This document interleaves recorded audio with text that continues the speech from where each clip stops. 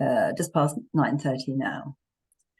Okay, so welcome everybody to the first of our autumn webinars. Oh, it's horrible to say autumn, isn't it? We thought it was particularly relevant to kick off with a focus on planning for 2024. I'm Gail Cookson, and I'm Legacy Marketing Director at WPNC.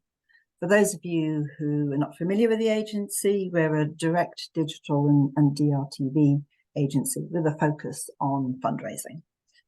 My role is to advise on legacy campaigns for our charity clients, an area which at last is getting the attention that it really, really deserves. And I'm joined today by Claire, my colleague, who is going to introduce herself. Hi everyone, yeah, I'm Claire, I'm Fundraising Strategy Director here at the agency. Really delighted to work with Gail on many of our clients' legacy campaigns, and my role really is to ensure that we are putting insights and strategic thinking right at the heart of everything we plan for our clients, and to make sure they deliver those fundraising results that we need. So yeah, lovely to meet you all and looking forward to chatting this morning. Okay, so just to give you a view of what we're going to cover this morning, we're going to start with some marketplace observations, which could affect your gifts in wills that are already in the pipeline.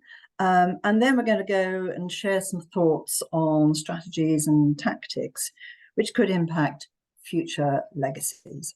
So any questions, please pop them in the Q&A, and hopefully we'll have time to have a chat at the end of the session. So moving on, first of all, to what's happening in the legacy marketing place. Well, as I'm sure many of you know, the immediate landscape is not as buoyant as it has been. We're still having challenges around probate wait times, particularly for paper-based applications. And as you can see from the chart at the bottom, demand for and sales of houses is running well below a 5-year average. And that's going to affect legacy values and speed of completion of estates. However, the ONS data on the right does indicate recovery in future years, so fingers crossed. In addition, if we go to the next slide, if you go to the next slide, and dare I say the good news, is that UK deaths are forecast to continue to rise. So that very wealthy, big cohort of baby boomers are aging as we enter this next period. So that'll balance out some of the shortfall from property values. And residuary values continue to significantly outpace pecuniary values, but more of that later. So I think in general terms, we can say that it's a pretty bumpy road we have in the immediate outlook, which will affect notifications and income, but should not affect our planning for the future. So what's going to happen in 2024? Well, we've got quite a bit of sport, lots of international events with footy and, of course, the Olympics and Paralympics. There are several elections planned actually all around the world, which can be quite distracting. The forecast is that inflation should reduce, thereby reducing the cost of living, which would be helpful generally for fundraising. But growth in the UK is forecast to be one of the slowest amongst the big economies.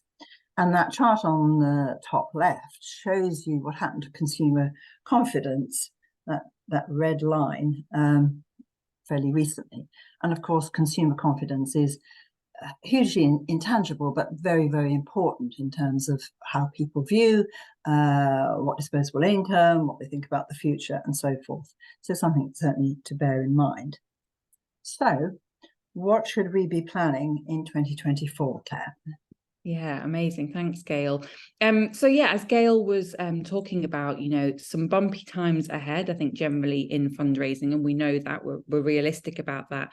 But that now is very much a brilliant time to really think about your planning for the future, because as that group of baby boomers gets older, there's a finite amount of money kind of trapped in those people, if you like. And there are more and more charities who are going out with their legacy marketing, which you might think, oh, and that means more competition. But actually what that's doing, and we're seeing, is it's really driving awareness of legacy giving in the general public, and it's driving consideration to support. So more people being part of that conversation, more charities being part of that conversation isn't necessarily a problem, but it does mean that if you don't get cracking with your planning for the future, then you're potentially going to miss the boat, if you like, and miss your slice of the pie.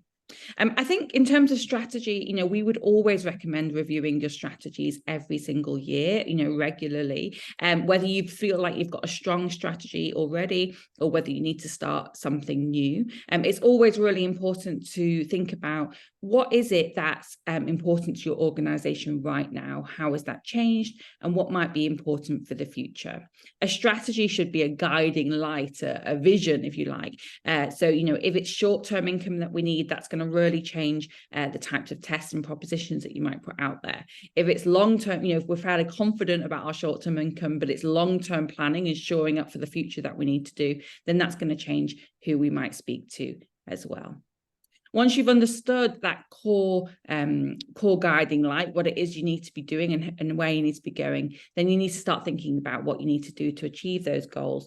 Who do you need to reach, and what do you need from them? We'll come on in a little bit to talk specifically about different audiences. But for example, we're seeing that there's some more interest in Generation X, for example, to leave a gift in their will than maybe we've seen before. So if you're looking at longer term goals, if you're worried maybe about your other fundraising income streams, and it's time to start planning for, maybe 30, 40 years in the future for your organization, if that's appropriate, then it's time to put the effort in now with those audiences. And always think about, when you're reviewing a strategy, I know this is probably teaching you to suck eggs, but sometimes we need that little reminder. Be brutal. What do we need to stop, start, or continue to move yourself forward in order that you can really unlock your program's potential in 2024 and beyond?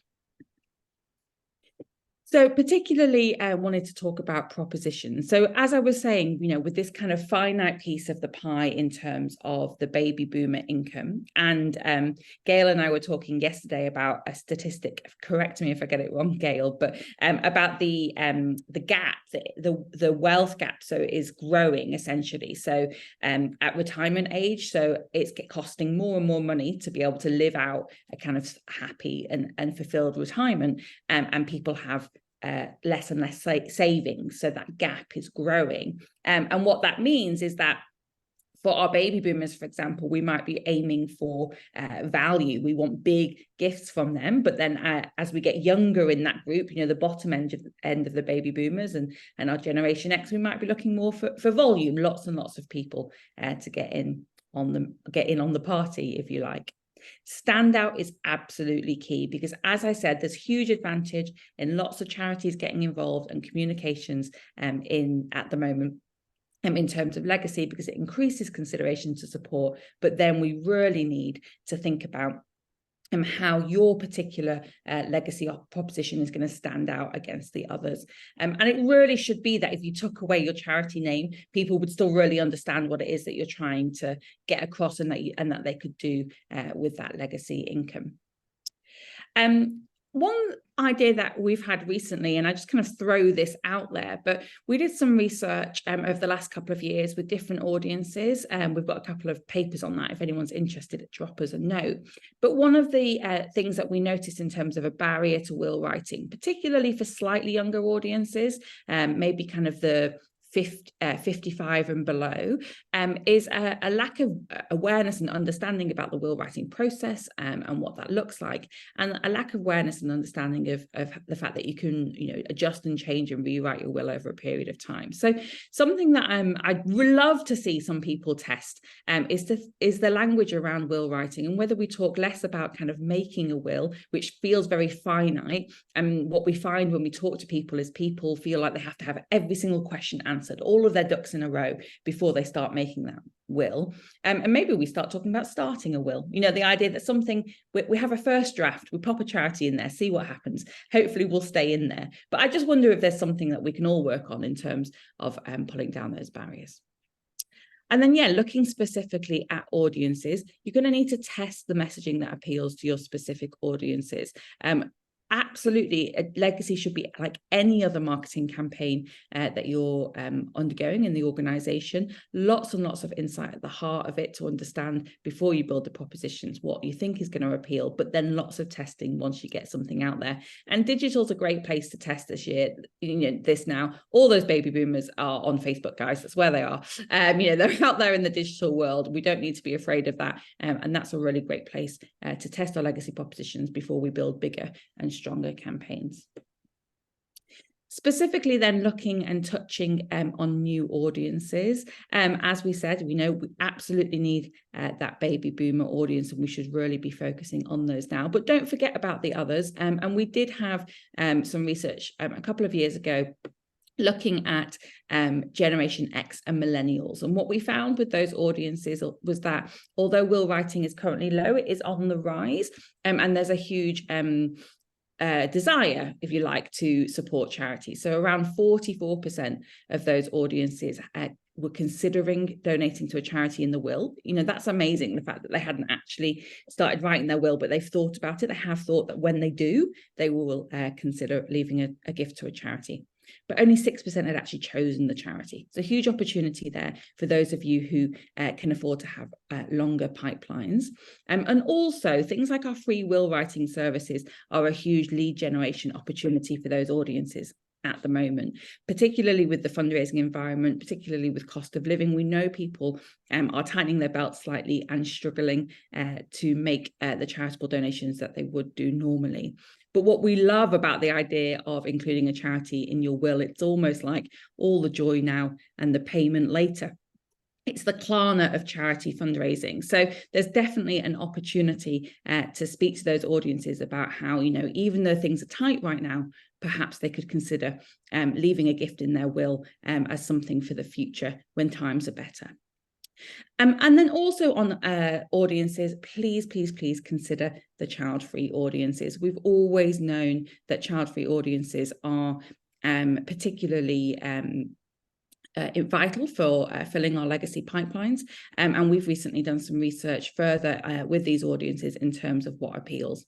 What we did find out is that you cannot just apply the same messaging that you've got elsewhere to the child-free audiences. They do like to be spoken to slightly differently, and their rationales and reasons for leaving legacy gifts tend to be slightly different to those who have children. So they have a bit of less of a focus on long-term post-death planning, if you like. So they're not less about thinking about their own personal kind of long-term legacy or long-term future. And it's much more practical in terms of this money that I'll have left at the end of my life. I want it to do as much good as possible, as quickly as possible. So a real opportunity to test some new messaging in that area and to look at new targeting of new audiences. And we literally just yesterday had some new data through about these audiences, and there were some definite trends from a media buying perspective. Oh, Sonia asked immediately, do we know how big the audience is? Yes, we had this figure just yesterday. It looks like it's growing. So between 2020 and 2023, the people who are over 50 and child-free has grown, I think it was 26%, was it, Gail? Or 29%. Oh, even better. So yeah, it's a growing audience. It's going to grow even more in terms of, we know that at the moment, people, I think it's over 40, something like 35 or 40% of those, a big chunk of them intending to remain child-free. It's an increasingly growing movement. The government's even talking about incentivizing third children, I heard, because they're so worried about it. So they're definitely there and they're definitely growing. In terms of how we find them and target them, this is something that we do have a paper on which we can share. If you email myself or Gail afterwards, we'll get that over to you. But we're just starting to do some work with one of our lovely friends, a media agency, on that. And there are some specific trends, I guess, in terms of where they are, who they are, what they do, and how their lives are different, that might help with targeting. So really happy to have those conversations if anyone wants to get in touch, and we can share what we know so far. Great, thank you very much, Claire, and some great key strategic ideas there. So moving on perhaps to a few more tactical thoughts. First of all, let's think about seasonality. And we've all got, restricted budgets, and so we want to make the most of them. So one way is to look at where, if you're thinking about TV for advertising, is where are the cheaper months? And typically they are January and August, which is actually quite useful because those are often the months that other fundraisers don't want to use. And we should remember that older people don't need to go away in school holidays. They can go at other times. And another thought is about the weather, which of course we Brits love talking about. It's not all bad news. Wet weather actually increases audiences, more people indoors, more people thinking about what they can do indoors. So actually, sometimes wet weather is a good thing.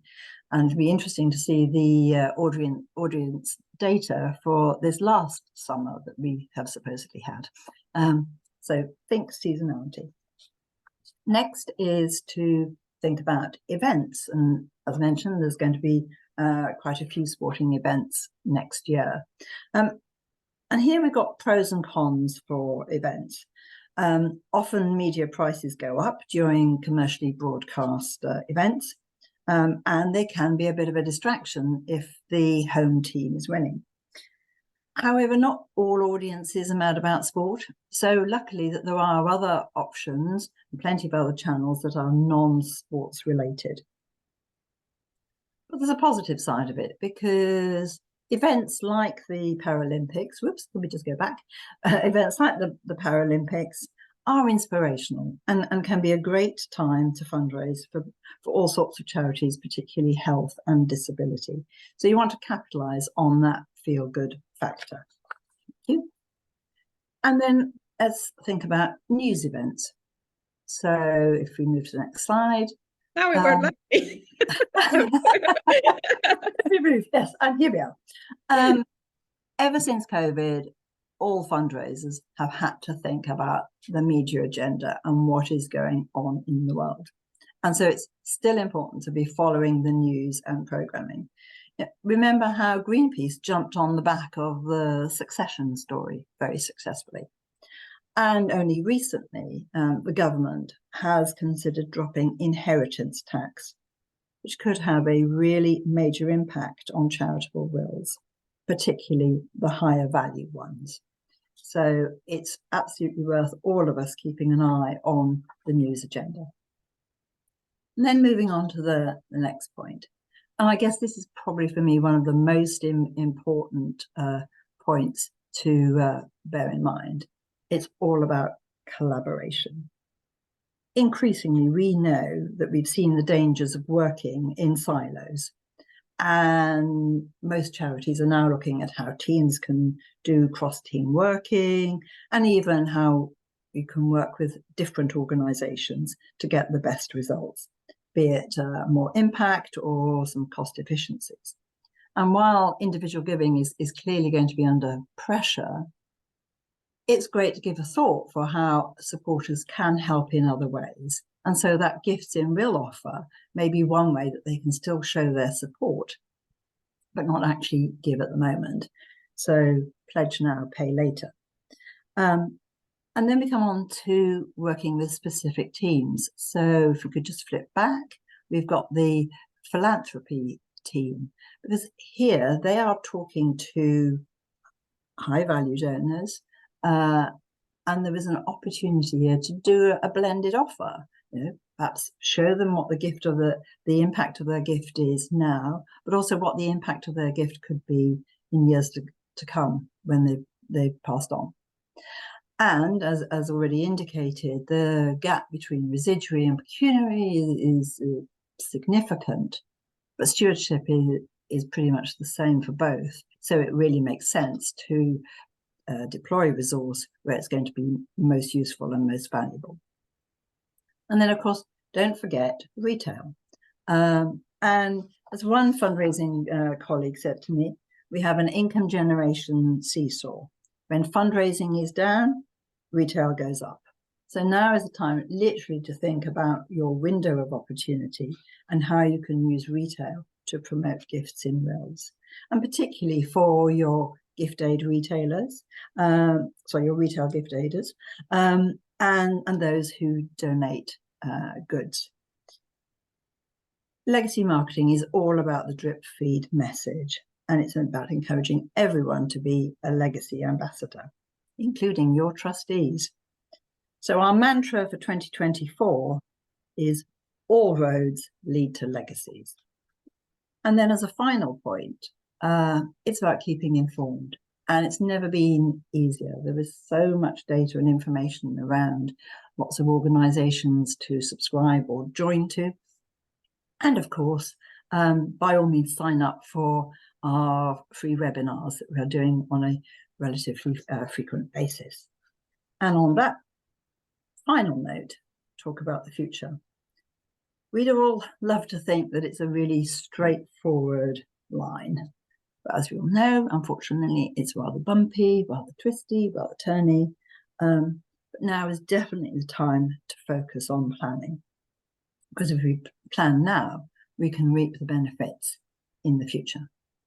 So thank you very much indeed for listening. We have another webinar next week. It's going to be by Vicky Reeves, our colleague, on improving online donations. And it's all about the role of behavioural science, a really interesting subject. So hope you've enjoyed it, hope you found it useful, and hopefully see you soon. Have we any questions, Claire? I haven't looked in the... Yeah, I'm just opening the Q&A now. Only the ones that I answered as we went through, but if anyone is still here and does have any quick questions, give us a shout.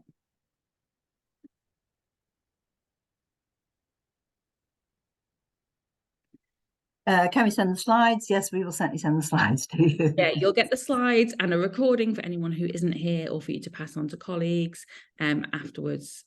So yeah, do get in touch if you'd like any of the other previous recordings or papers from the research that we've done as well. Yes, Sarah, email address here, Gail, Gail.cookson at wpnc.agency. Coming to you in the chat now. Here you go.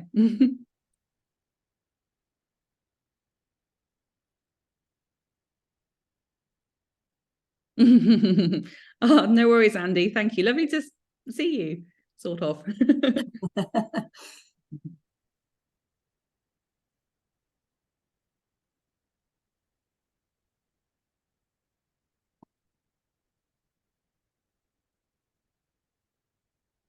Okay, I think we can probably call it a day. Oh, no, one. Well, thanks very much, Helen. Well, thanks, Helen. Yeah, do pass on. You can share the recording once we send it out to you.